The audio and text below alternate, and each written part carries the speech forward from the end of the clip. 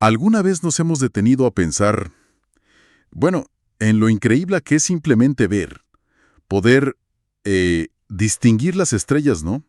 A años luz, o la letra más pequeña, en un contrato, por ejemplo?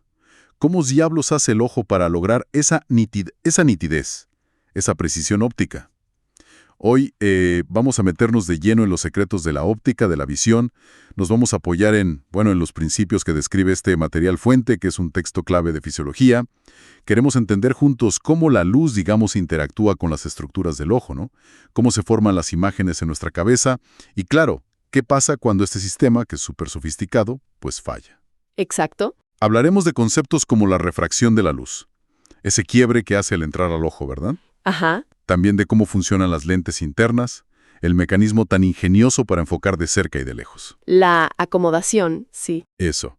Y los problemas típicos, miopía, astigmatismo, bueno, hasta el líquido que mantiene el ojo inflado, como un balón. Ujú. Nuestra misión hoy, desentrañar cómo este dispositivo biológico increíble convierte la luz en la visión que damos por sentada.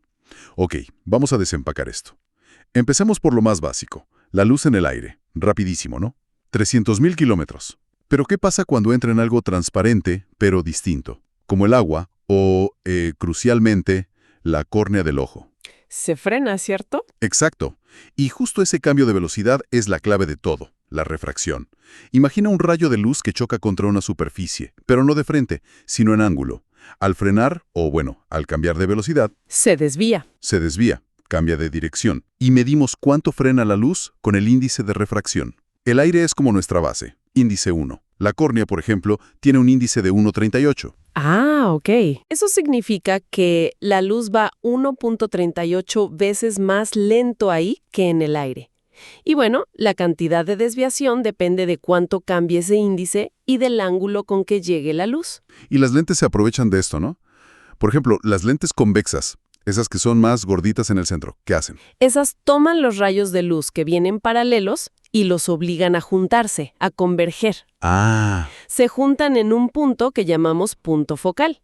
Piensa en una lupa concentrando el sol. claro, la lupa. Eso es una lente convexa haciendo su trabajo. Y por el contrario, las lentes cóncavas, que son más delgadas en el centro. Hacen lo opuesto, imagino. Exacto. Separan los rayos, los hacen diverger, como si vinieran de un punto imaginario por delante de la lente. Ah, y también hay que diferenciar las lentes esféricas, que tienen la misma curvatura en todas las direcciones y enfocan en un punto, Ok. de las cilíndricas, que curvan más en un eje que en otro. Esas enfocan en una línea. Fíjate, una curiosidad. Si pones dos lentes cilíndricas cruzadas a 90 grados, Sí. actúan igual que una lente esférica. Qué interesante esa equivalencia. ¿Y cómo medimos la potencia de una lente? O sea, ¿cuánto dobla la luz? Se miden dioptrías. Es muy sencillo, en realidad. Es la inversa de la distancia focal, pero medida en metros. A ver. Una lente que enfoca los rayos paralelos a 1 metro de distancia tiene +1 dioptría. Ok. Si es más potente y enfoca a medio metro, pues +2 dioptrías. Más potencia, más dioptrías positivas. Exacto. Y las cóncavas, las que divergen, usan dioptrías negativas. -1, -2. Ah, negativo. Y se suman. Si pones una de +1 y una de -1 juntas, Se cancelan. Poder cero. justo, poder cero. Bien, ya tenemos la base. Luz, lentes, dioptrías. Ahora, llevémoslo al ojo humano, que, como decías, no es una lente simple, es todo un sistema. El material menciona 4 superficies clave donde la luz se refracta. Correcto. Son las transiciones, los cambios de medio. Primero, aire a córnea, por la cara de adelante. La primera entrada. Sí. Luego, la cara de atrás de la córnea al humor acuoso. Ok, van 2. Después, del humor acuoso a la cara anterior del cristalino. La lente interna. Eso es. Y finalmente, de la cara posterior del cristalino al humor vítreo, el gel de atrás. Cada uno con su índice de refracción un poquito diferente, ¿no? Ligeramente distinto, sí. Suena complicado sumar todos esos efectos de refracción por refracción. ¿Hay una forma más sencilla de verlo? Para cálculos básicos, sí se usa. Usamos el modelo del ojo reducido. Sí, nos imaginamos que toda la refracción, todo ese doblar la luz, ocurre en una única superficie. La ponemos, digamos, a unos 17 milímetros delante de la retina y le damos un poder total de unas 59 dioptrías más o menos cuando el ojo mira de lejos. Ah, es una simplificación útil entonces. Muy útil para entender lo básico, ¿sí? Aquí es donde, para mí, se pone realmente interesante. Con tantas partes refractando, córnea, humor acuoso, cristalino, humor vítreo, ¿cuál es la que de verdad hace el trabajo pesado de enfocar? Uno pensaría que es el cristalino, ¿no? La lente de adentro. Esa es la gran sorpresa. Fíjate, contrario a lo que mucha gente cree, la mayor parte del poder de enfoque, casi 2/3 del total, 2/3. sí, viene de la cara anterior de la córnea. De la córnea, ¿por qué? La razón es simple. Es donde ocurre el cambio más grande de índice de refracción. Pasamos del aire con índice 1. A la córnea con índice 1.38. Ese salto tan grande es donde la luz se dobla más fuerte, digamos. Vaya. O sea que la ventana transparente del ojo, la córnea, es la verdadera protagonista al principio del enfoque. Exacto. ¿Y el cristalino, entonces? ¿Qué papel juega? El cristalino es crucial, claro, pero su poder base, cuando está relajado mirando de lejos, es menor. Unas 20 dioptrías, más o menos. Menos de la mitad. Sí, su genialidad no está tanto en ese poder fijo, sino en que puede cambiar su forma, Ah, para ajustar. para ajustar el enfoque fino. Además, está rodeado de líquidos, el humor acuoso y el vítreo, que tienen índices de refracción bastante parecidos a él. Así que los cambios de índice ahí, en sus superficies, no son tan dramáticos como el del aire a la córnea. Entendido. O sea, la córnea hace el enfoque grueso, el trabajo sucio, y el cristalino hace el ajuste fino, la sintonía. ¿Cómo llega a la retina? Pues como en una cámara de fotos de las antiguas, de las de carrete. Invertida. Invertida, sí. Arriba es abajo. Y también revertida lateralmente. Izquierda es derecha. Exacto. Derecha es izquierda. Pero no vemos el mundo al revés. Claro que no, porque nuestro cerebro es increíblemente listo. Desde que somos bebés, aprende a interpretar esa imagen que llega volteada. La corrige. La interpreta como la orientación correcta. Es algo tan automático que ni nos damos cuenta de esa corrección constante que está haciendo. Qué maravilla el cerebro haciendo eso sin que nos enteremos. Mencionaste antes que el cristalino cambia de forma. ¿Cómo hace el ojo para enfocar algo cercano justo después de estar mirando a lo lejos? Eso es la acomodación, ¿verdad? Esa es la acomodación, sí. Y leí que en niños puede añadir hasta 14 dioptrías extra. Es muchísimo poder. Es una barbaridad, sí. Y el mecanismo es pura bioingeniería elegante. A ver, el cristalino joven es elástico. Imagínalo como un globito lleno de un gel transparente. Ok. Por naturaleza tiende a ser redondito, esférico, pero está sujeto por los bordes, ¿Sujeto cómo? por un montón de hilitos, unos 70 ligamentos suspensorios. Y estos ligamentos tiran de él hacia afuera, hacia la pared del ojo. Están conectados a un anillo de músculo, el músculo ciliar. Músculo ciliar.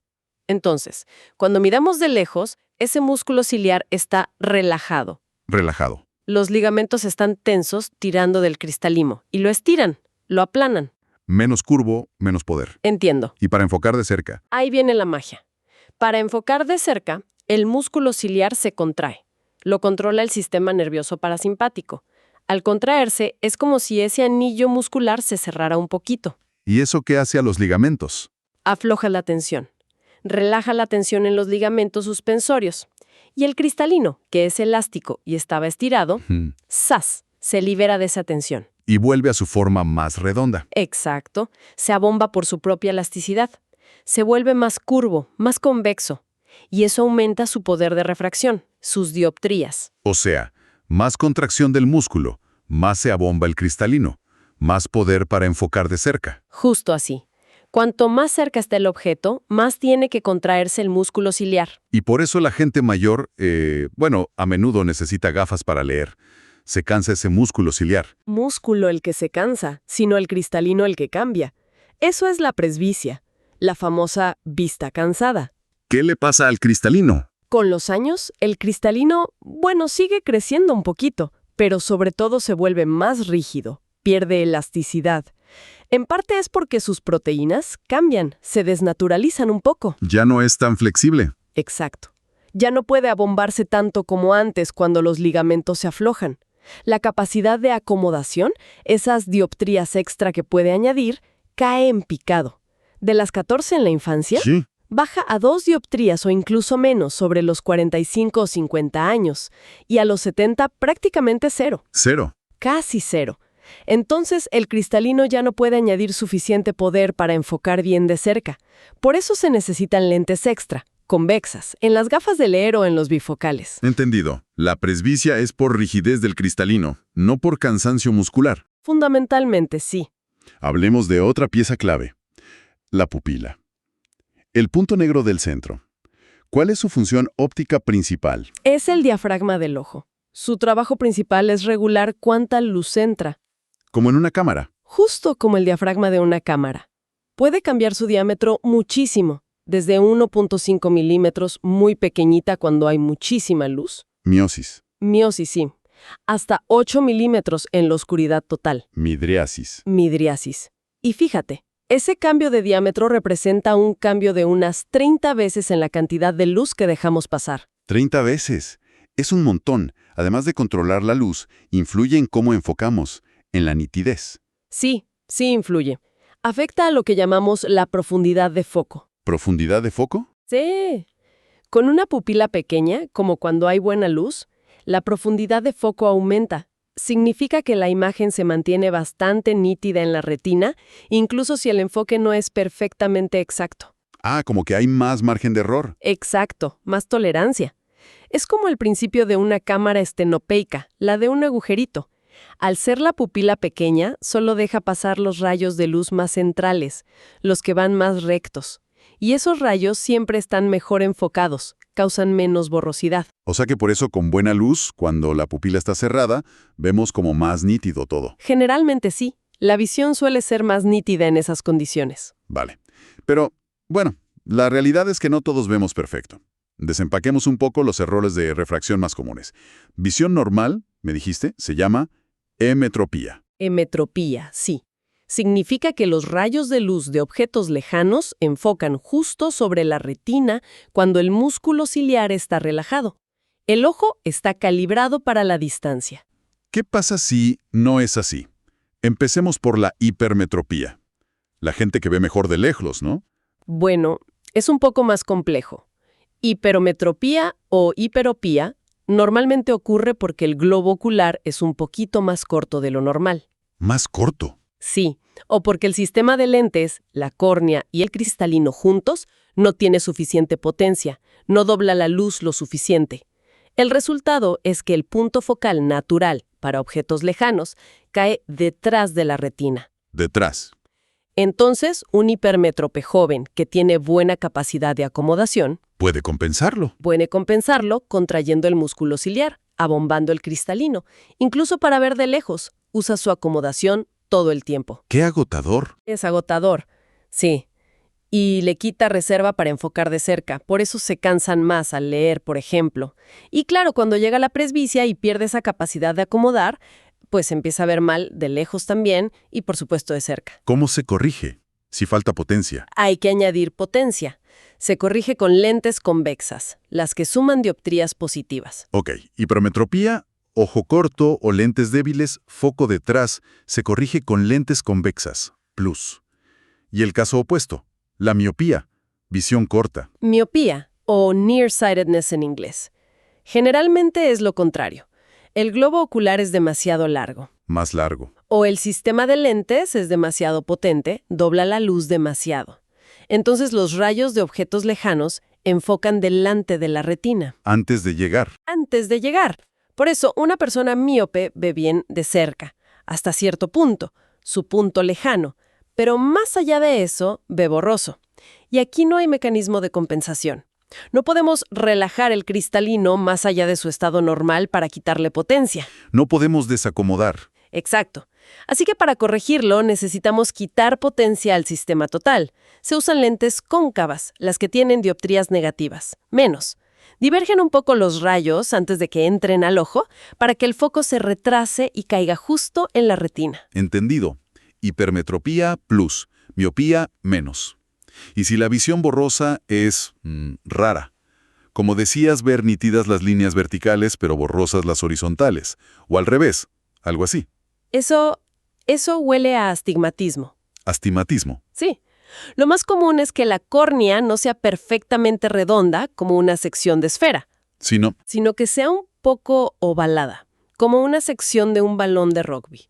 Tiene más curvatura en un eje, digamos el vertical, que en el perpendicular, el horizontal, o al revés. como si tuviera dos curvaturas diferentes. Justo. Entonces la luz que pasa por el eje más curvo enfoca a una distancia, y la luz que pasa por el eje menos curvo enfoca a otra distancia diferente. Dos puntos focales en vez de uno. Exacto. En lugar de un punto focal nítido, tienes dos líneas focales separadas. Por eso algunas direcciones se ven más borrosas que otras. Y la acomodación, el ajuste del cristalino, no lo arregla bien. Porque cuando el cristalino se abomba, lo hace más o menos igual en todas las direcciones. No puede corregir solo un eje. Claro. Si la córnea enfoca distinto en cada eje, ¿cómo se arregla eso? No puedes poner una lente normal esférica. No, se necesitan lentes cilíndricas. Cilíndricas. Sí, son lentes que solo tienen poder de refracción en un eje. Y en el eje perpendicular no tienen poder. Corrigen solo una dirección. Exacto. El proceso de corrección es, bueno, un poco por ensayo y error. Primero, se suele corregir el error general de enfoque. Si hay miopía o hipermetropía, además del astigmatismo, con una lente esférica normal. Y luego, se busca la lente cilíndrica adecuada. Se necesita encontrar el eje correcto del astigmatismo, la orientación de esa ovalación y la potencia correcta, positiva o negativa, para compensar justo la diferencia de enfoque entre los dos ejes. Suena a que encontrar la graduación correcta es un arte. Tiene su técnica, sí.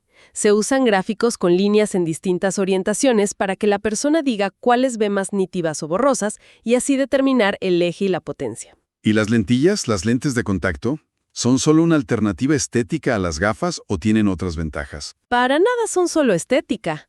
Tienen ventajas ópticas importantes. ¿Cómo cuáles? A ver, al ponerse directamente sobre la córnea, con una fina capa de lágrima en medio, prácticamente anulan la refracción de la superficie corneal. ¿Anulan la córnea? Ópticamente sí, porque la lágrima y la lentilla tienen índices de refracción muy parecidos a la córnea.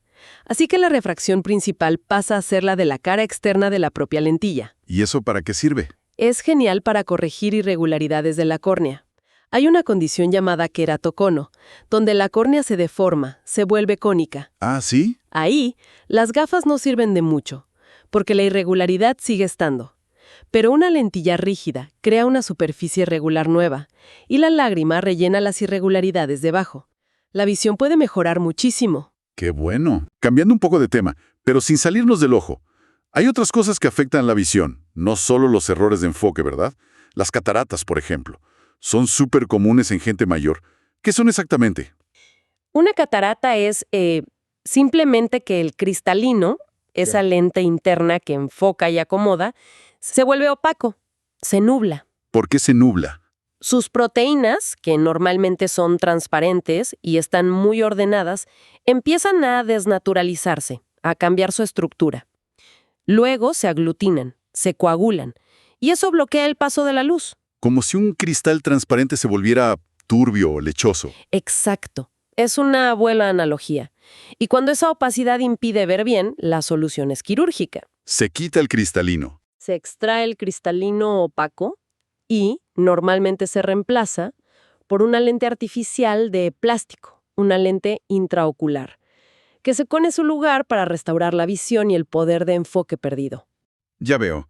Hablando de calidad de visión, ¿qué tan fino podemos ver? ¿Qué es la agudeza visual de la que hablan los oculistas? Es una medida de cuán pequeño es el detalle que podemos distinguir, aunque idealmente un punto de luz muy lejano debería enfocarse como un punto matemático infinitesimal en la retina. En la práctica no es así. No, las pequeñas imperfecciones ópticas del ojo hacen que incluso el mejor foco sea una manchita de unos 11 micrómetros de diámetro. 11 micrómetros. ¿Y los receptores de la retina? Ahí está lo asombroso.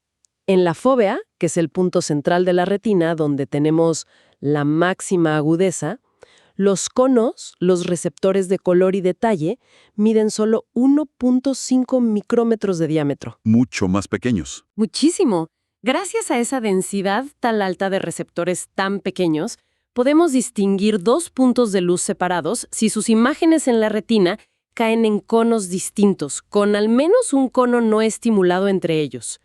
Eso equivale a una separación de unos 2 micrómetros en la retina. Una precisión increíble. Es una precisión angular de unos 25 segundos de arco. Realmente asombroso. Y el famoso 20-20, ¿qué mide realmente? Es esa agudeza máxima. El 20-20 es la medida clínica estándar, la que se usa en la consulta con la tabla de letras, la tabla de Snellen. Se pone a 6 metros, que son unos 20 pies. Ah, de ahí el 20. Exacto. Visión 20-20 significa que tú, a 20 pies de distancia, puedes leer las letras que una persona con visión considerada normal debería poder leer a esos mismos 20 pies. Ok, es la norma. Es la norma. Si tu visión es, por ejemplo, 20-200, ¿Eso qué significa? significa que tú necesitas acercarte a 20 pies para poder leer las letras que una persona con visión normal puede leer desde 200 pies de distancia. O sea, tu agudeza es mucho menor. Entendido. Y es importante recordar, ¿no?, que esta superagudeza del 20-20 solo la tenemos en un área muy pequeñita del centro de la visión. Exactamente. Corresponde a la fobia, un área de apenas 2 grados del campo visual. En cuanto miras un poco hacia los lados, la agudeza cae drásticamente porque la densidad de conos baja y hay más bastones. Ya vemos cómo enfocamos y cuán nítido vemos en el centro. Pero, ¿cómo sabemos si algo está cerca o lejos? ¿Cómo percibimos la profundidad? El espacio 3D. Usamos varias pistas a la vez. Es una combinación. Hay 3 mecanismos principales. A ver, 1. El tamaño de los objetos conocidos en la retina. Si sabemos más o menos cuánto mide una persona o un coche, nuestro cerebro calcula inconscientemente la distancia basándose en qué tan grande o pequeña se ve su imagen en nuestra retina. más pequeño, más lejos. Lógico. Lógico. 2. El movimiento de paralaje. Paralaje. Sí. Cuando mueves la cabeza de lado a lado, los objetos cercanos parecen moverse más rápido y en dirección contraria a tu movimiento sobre el fondo de los objetos lejanos, que parecen moverse menos o contigo. Ah, como cuando vas en coche y los postes pasan rápido y las montañas del fondo lentas. Exacto. Esa diferencia de movimiento relativo nos da mucha información sobre la distancia. Y fíjate, esto funciona incluso si miras con un solo ojo. Cierto. ¿Y la tercera pista? La tercera es la estereopsia o visión binocular, la que usa los 2 ojos. ¿Cómo funciona? Como tenemos los ojos separados, unos 5 centímetros más o menos, cada ojo ve el mundo desde un ángulo ligeramente diferente. Captura una imagen un poquito distinta. 2 perspectivas. 2 perspectivas. El cerebro recibe esas 2 imágenes y las fusiona en una sola percepción tridimensional. Y lo clave es que analiza las pequeñas diferencias entre las 2 imágenes, lo que se llama paralaje binocular, para calcular la profundidad. El cerebro compara las diferencias. Compara y calcula. Es muy, muy efectivo para juzgar distancias de objetos cercanos, digamos hasta unos 15 metros, quizás hasta 60 según la fuente. Pero para objetos muy lejanos, las diferencias entre las imágenes de los 2 ojos son tan pequeñas que este mecanismo ya casi no sirve. Fascinante esa combinación de pistas. Tamaño conocido, movimiento y visión binocular. Cambiemos de tercio un momento para ir terminando. El ojo no está hueco por dentro, ¿verdad? Está lleno de líquido. Correcto. No está hueco. Hay 2 compartimentos principales llenos de fluidos. Delante del cristalino tenemos el humor acuoso. Acuoso, como agua. Sí, es un líquido transparente parecido al plasma sanguíneo pero con menos proteínas. Y detrás del cristalino, llenando la mayor parte del globo ocular, está el humor vítreo. ¿Y ese cómo es? Ese es más bien gelatinoso, como una clara de huevo. También se le llama cuerpo vítreo. ¿Y para qué sirven estos líquidos, además de rellenar? Son vitales por varias razones. Nutren estructuras como la córnea y el cristalino, el acuoso, y mantienen la forma del ojo. Generan la presión intraocular, la PIO. La presión dentro del ojo. Exacto. Esa presión es la que mantiene el globo ocular inflado, tenso, como un balón bien hinchado. Y eso es esencial para que todas las estructuras ópticas, la córnea, el cristalino, la retina, estén en su sitio correcto y a la distancia adecuada, para que el enfoque funcione bien. ¿Y el humor acuoso, el de adelante, de dónde sale? ¿Se queda ahí siempre? No. Se renueva constantemente, se produce y se drena en un ciclo continuo. ¿Dónde se produce? Se forma en unas estructuras llamadas procesos ciliares, que son como unos pliegues que están justo detrás del iris. Se produce a un ritmo constante, unos 2 o 3 microlitros por minuto. ¿Y cómo se forma? Es un proceso de secreción activa. Las células de los procesos ciliares bombean sodio hacia el interior del ojo y eso arrastra cloro, bicarbonato y, por ósmosis, agua desde los capilares sanguíneos. También transportan nutrientes importantes como aminoácidos, glucosa. Una vez formado, ¿a dónde va? Fluye desde detrás del iris, pasa a través de la pupila hacia la cámara anterior, que es el espacio entre el iris y la córnea. Ok. Y desde ahí circula hacia el ángulo que forman la córnea y el iris.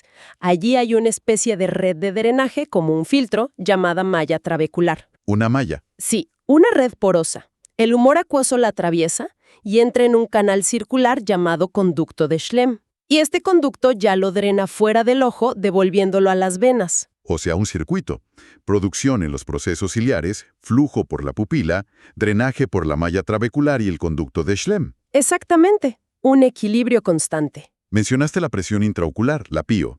¿Qué nivel de presión es normal y qué pasa si ese equilibrio se rompe? La PIO normal promedio es de unos 15 milímetros de mercurio, mmHg, con un rango que suele ir de 12 a 20 mmHg. Y se mide fácil. Sí, se mide en la consulta con un aparato llamado tonómetro. Hay varios tipos. Algunos soplan aire, otros tocan suavemente la córnea. Y como decíamos, esa presión se mantiene estable gracias al equilibrio entre cuántos microlitros se producen y cuántos se drenan cada minuto. El principal punto de resistencia, donde se regula el drenaje, es esa malla trabecular. ¿Qué pasa si esa malla no funciona bien? Ahí está el problema. Si la resistencia al drenaje aumenta, por ejemplo porque la malla se obstruye con residuos, se inflama o se fibrosa con la edad, que es común, El líquido se sigue produciendo. pero no puede salir al mismo ritmo. Entonces, se acumula dentro del ojo y la presión empieza a subir. ¿Y eso es? Eso es el glaucoma. Una presión intraocular elevada de forma crónica. Es una de las principales causas de ceguera en el mundo, además. ¿Y por qué es tan malo el glaucoma? ¿Qué es lo que daña exactamente una presión alta dentro del ojo? Una PIO elevada a veces puede subir muchísimo, hasta 60 o 70 milímetros de mercurio, aunque ya por encima de 25 o 30 mantenida, puede causar daño. Comprime las estructuras internas. Lo más vulnerable es el nervio óptico, justo en el punto donde todas las fibras nerviosas de la retina se juntan para salir del ojo hacia el cerebro. Es el disco óptico. La presión aplasta los cables. Exactamente. Se cree que la presión comprime los axones, esos cables, y bloquea el transporte de nutrientes esenciales que viajan por el axón desde el cuerpo de la neurona en la retina. Sin esos nutrientes, las fibras nerviosas empiezan a dañarse y finalmente mueren. ¿Y esa muerte es? Irreversible. Cada fibra nerviosa que muere es una pequeña parte del campo visual que se pierde para siempre. Por eso el glaucoma puede llevar a la ceguera si no se detecta y se trata a tiempo. Puede ser muy rápido si la presión sube muchísimo de golpe. ¡Qué delicado! ¿Y el tratamiento busca bajar la presión? El objetivo principal del tratamiento es reducir la PIO para detener el daño al nervio óptico. Se puede hacer con fármacos, normalmente gotas, que o bien disminuyen la producción de humor acuoso o bien facilitan su salida por la malla trabecular. O en casos más avanzados o que no responden a gotas, se puede recurrir a tratamientos con láser o incluso a cirugía para crear nuevas vías de drenaje para el humor acuoso. Vaya, hemos hecho un viaje increíble hoy, ¿eh? Desde cómo se dobla la luz al entrar al ojo, pasando por ese ingenioso mecanismo de zoom del cristalino, la pupila. Ajá. Entonces, si tuviéramos que quedarnos con una gran idea de todo esto, ¿cuál sería? Que ver no es solo física y óptica pura, no. Es como una danza asombrosa entre una biología de una precisión increíble y una interpretación cerebral que es constante y súper sofisticada. Totalmente de acuerdo. El sistema óptico del ojo es una maravilla de adaptación, de complejidad. Es capaz de enfocar luz que viene de fuentes lejanísimas y al instante siguiente enfocar los detalles de algo muy cercano. Pero también hemos visto sus vulnerabilidades, ¿verdad? La pérdida de elasticidad con la edad que lleva a la presbicia, La posibilidad de que el cristalino se vuelva opaco, las cataratas, o el peligro de que la presión interna suba y dañe el nervio, el glaucoma. Todo esto nos recuerda lo valiosa que es nuestra visión y a la vez lo frágil que puede ser, la importancia de cuidarla. Absolutamente. Y para quedarnos pensando, para darle una vuelta más. Si el cerebro tiene que hacer todo ese trabajo, voltear la imagen, fusionar dos vistas distintas para crear la profundidad, interpretar constantemente las señales que le llegan, ¿cuánto de lo que percibimos como visión, como ver el mundo, es realmente la entrada óptica pura? ¿Y cuánto es, bueno, una construcción activa, una interpretación que hace nuestra propia mente? Buena pregunta. Ahí lo dejamos. Algo en qué pensar hasta nuestra próxima exploración.